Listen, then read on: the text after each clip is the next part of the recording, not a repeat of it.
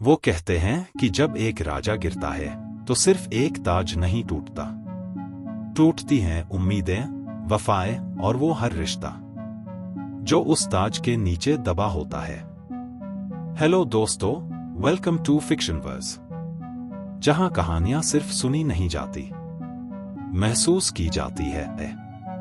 आज की कहानी है एक ऐसे पिता की जो झूठ के नीचे सच को छिपाने की कोशिश कर रहा है।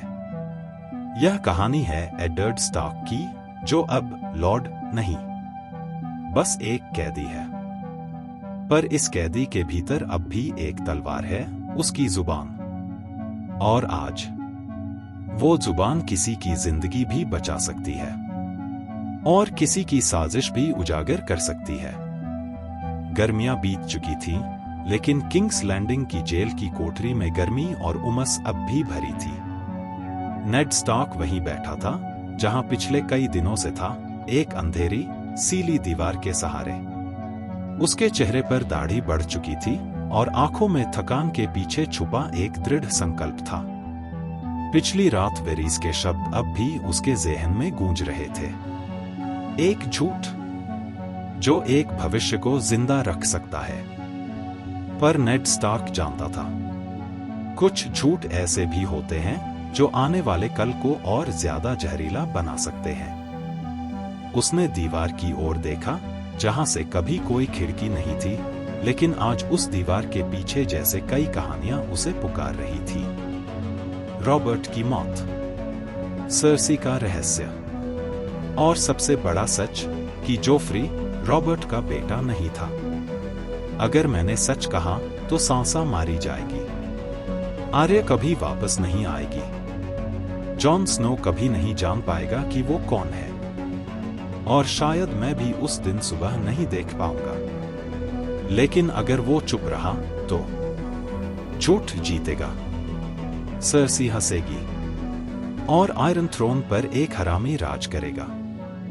कुछ पल बाद दरवाजे की चरमराहट फिर से गूंजी। इस बार पाइसल नहीं था, न ही वेरीज। भीतर आया एक किशोर, वही लड़का जो कुछ दिन पहले नेड के लिए खाना लाया करता था। पर आज उसके हाथ खाली थे, चेहरा डरा हुआ था, आंखों में कुछ छुपाने की बेचैनी। माय लॉर्ड, उसने कांपती आवाज में कहा, मुझे माफ करना, पर मैंने आपको कुछ लाने की हिम्मत की है। उसने अपनी कमर से एक छोटा सा कागज निकाला और नेड की ओर बढ़ा दिया। नेड ने उसे धीरे से खोला। छोटे से कागज पर एक नन्ही सी लिखावट में बस एक ही वाक्य था, लिटिल फिंगर पर भरोसा मत करना। नेड की सांस अटक गई। उसके मन में तुरंत एक तूफान उठा। अगर यह सच है तो वो सब कुछ जो उसने पहले सोचा था वो एक जाल था। क्या रॉबर्ट के मरने से पहले भेजा गया उसका पत्र कभी पहुंचा भी, या लिटिल फिंगर ने उसे रोक लिया? और अगर ऐसा है तो क्या वो राजा की मौत में भी शामिल था? बैकग्राउंड में धीमे संगीत की लहर, सस्पेंस बढ़ता है। नेड को अब साफ समझ आने लगा था, सर्सी अकेली नहीं है, उसका खेल बड़ा है और जोफ्री उसका मोहरा भर है। असली साजिश कहीं और बुनी गई थी, शायद कहीं और से चल रही थी, शायद वहां से जहां लोग पर्दे के पीछे मुस्कुराते हैं और सामने तलवार चलाते हैं। नेड अब जान चुका था, अगर उसे कुछ करना है तो अभी और होशियारी से करना होगा। जेल की उस कोठरी में बैठा हुआ नेड स्टार्क अब फिर से वो लॉर्ड बन चुका था, पर इस बार अपनी जुबान और हिम्मत की तलवार के साथ। वो कागज नेड की हथेलियों में अब भी था, नाजुक पर भारी, जैसे उसमें स्याही से नहीं, चेतावनी से लिखा गया हो, लिटिल फिंगर पर भरोसा मत करना। इस एक पंक्ति ने उन तमाम महीनों की बातचीत, मुलाकातें और रणनीतियों पर सवाल उठा दिए थे।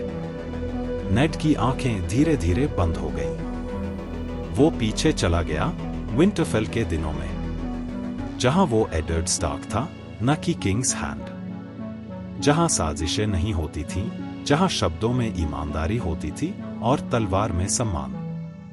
लेकिन अब यहां हर मुस्कान के पीछे एक छुरा छुपा है, और सबसे बड़ा छुरा शायद वही चला रहा है जिसे उसने दोस्त माना। उसने धीरे से सिर पीछे टिकाया और खुद से एक वादा किया, अब और नहीं। उसे बचना नहीं था, उसे लड़ना था। पर वो लड़ाई अब तलवार से नहीं, शब्दों से होगी। उसे अपनी हार माननी होगी, लेकिन अपने लोगों को बचाने के लिए। दरवाजे की दूसरी ओर से पहरेदारों की आवाजें गूंजी। समय कम था। वो जानता था कि अगली सुबह उसे सामने लाया जाएगा, और वहां पूरा दरबार उसकी ओर देखेगा। सांसा रो रही होगी, सर्सी मुस्कुरा रही होगी, और शायद जॉफ्री अपनी जीत पर गर्व करेगा। पर नेड जानता था उसे क्या कहना है, कैसे कहना है, और कब चुप रहना है। उसे याद आया कि वेरीज ने क्या कहा था, आप लॉर्ड स्टार्क नहीं, आप एक पिता हैं, और पिता कभी हार नहीं मानता। वो बस अपनी लड़ाई का तरीका बदलता है। अचानक उसके दिमाग में एक योजना बनने लगी। अगर वो खुद को झुकाकर सर्सी को यकीन दिला दे कि उसने हार मान ली है, तो शायद उसे एक बार मिलने का मौका मिलेगा सांसा से, या आर्य से, या किसी ऐसे से जो जॉन तक कोई संदेश पहुंचा सके।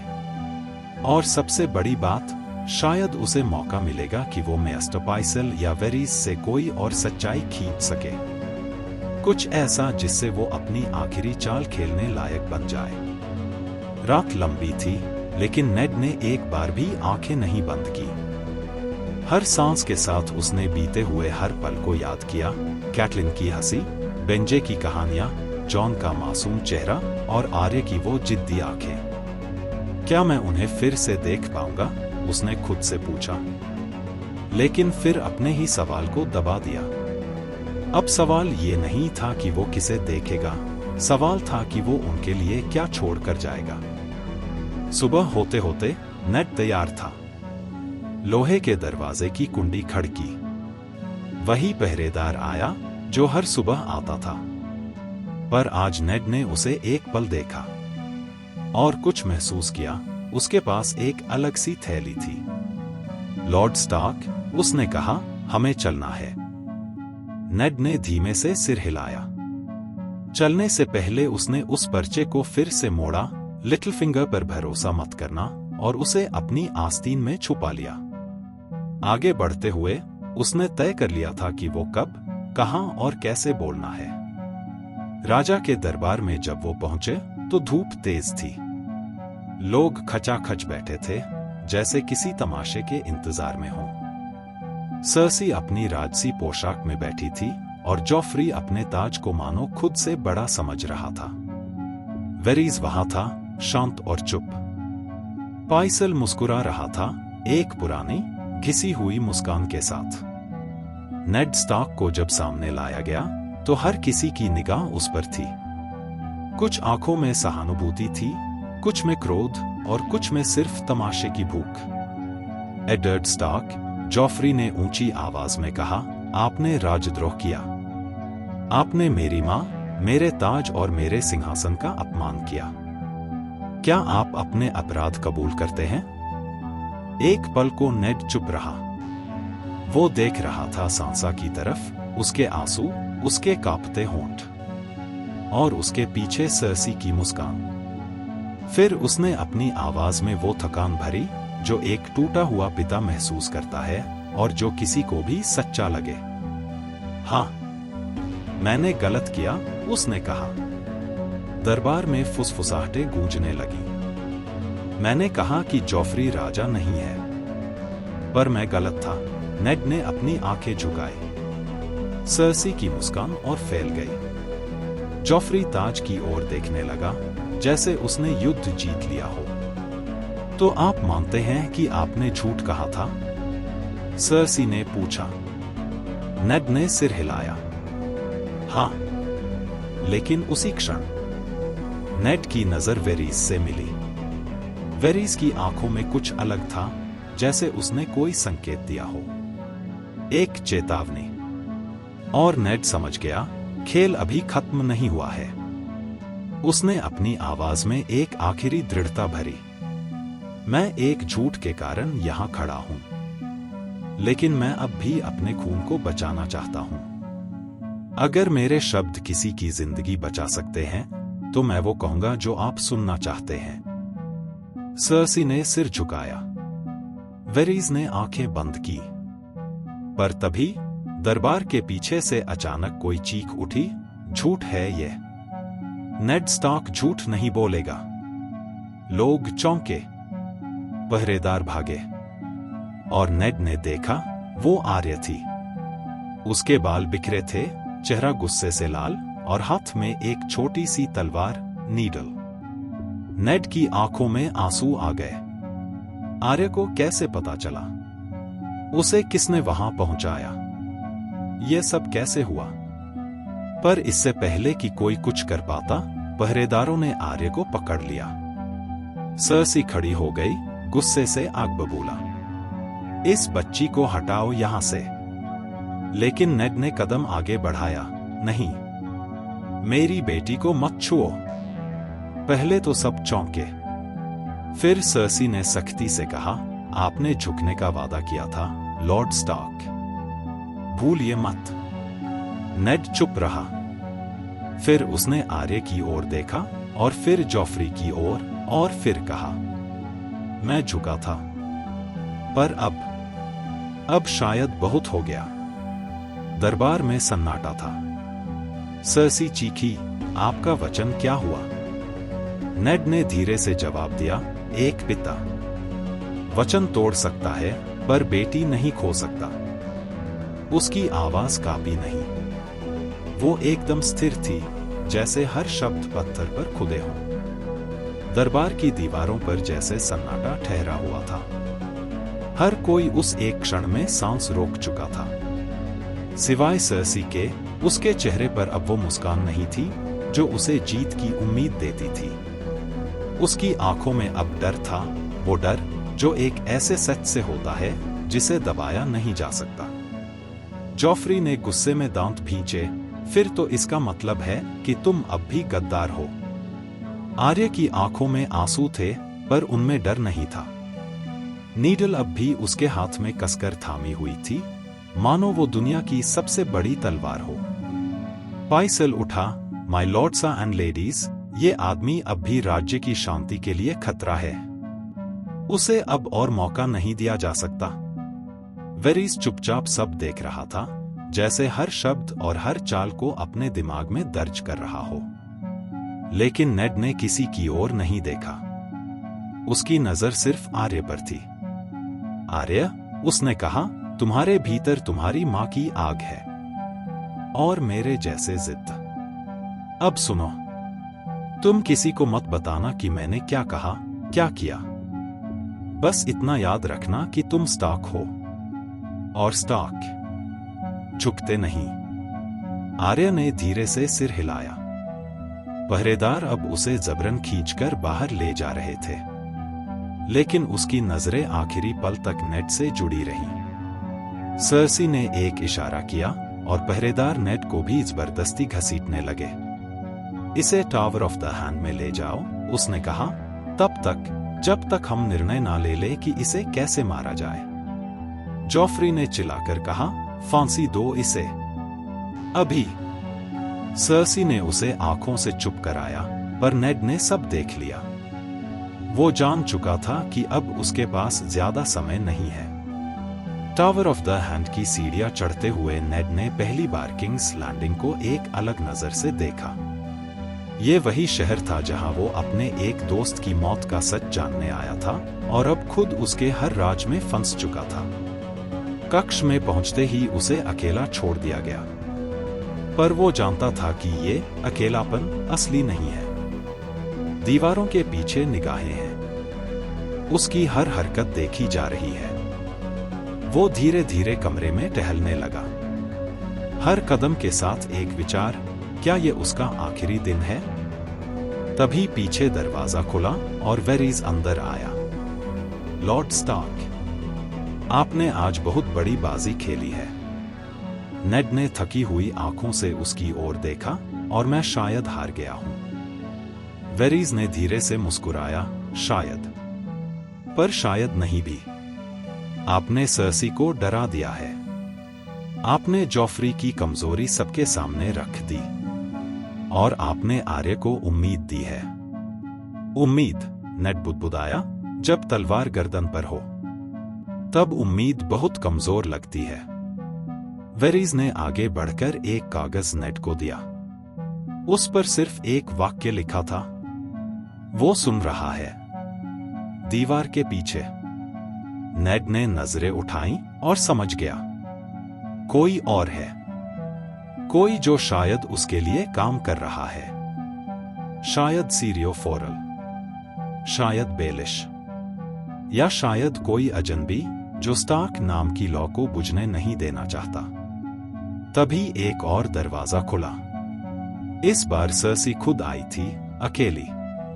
उसके चेहरे पर अब शाही गरूर नहीं था, बल्कि थकावट थी।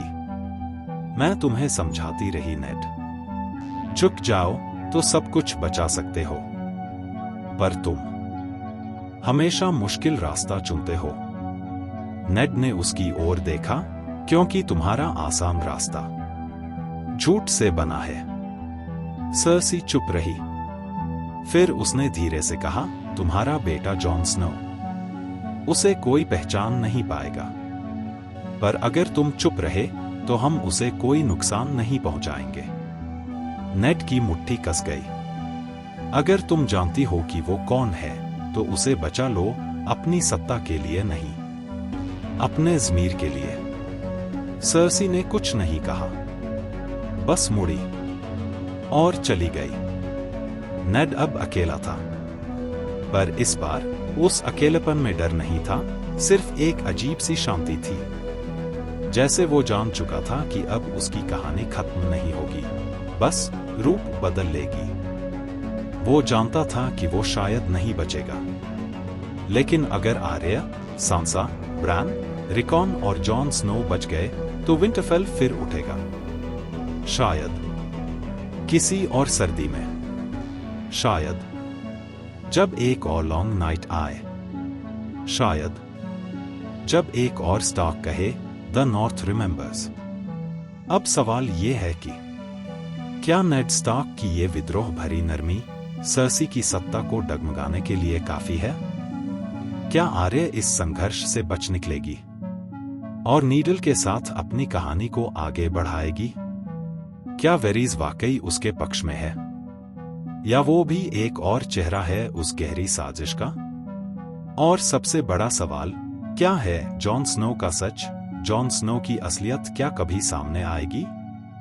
आपको क्या लगता है, क्या नेड की ये चुप्पी उसकी सबसे बड़ी चतुराई साबित होगी या सबसे बड़ी भूल? कुछ कहानियां तलवारों से नहीं, दिल से लड़ी जाती हैं, और नेड स्टार्क की ये लड़ाई पिता होने की सबसे सच्ची गवाही थी। वो झुका जरूर, पर टूटा नहीं। अब देखना यह है कि उसका ये आखिरी मोड़ कहानी का अंत लाएगा या एक नई शुरुआत। अगर आपको ये हिस्सा पसंद आया हो तो वीडियो को लाइक करें, कमेंट में बताएं कि आप नेड की इस चुप्पी के पीछे क्या देखते हैं, डर, रणनीति या बलिदान? और हाँ, चैनल को सब्सक्राइब करना मत भूलिए, क्योंकि अगली कहानी में हम सांसा स्टार्क के सफर के साथ वापस आएंगे। मिलते हैं जल्द एक और गहरी और दिल छू लेने वाली कहानी के साथ। तब तक याद रखिए, फिक्शन वर्स, जहां कहानियां सिर्फ सुनी नहीं जाती, जी जाती हैं।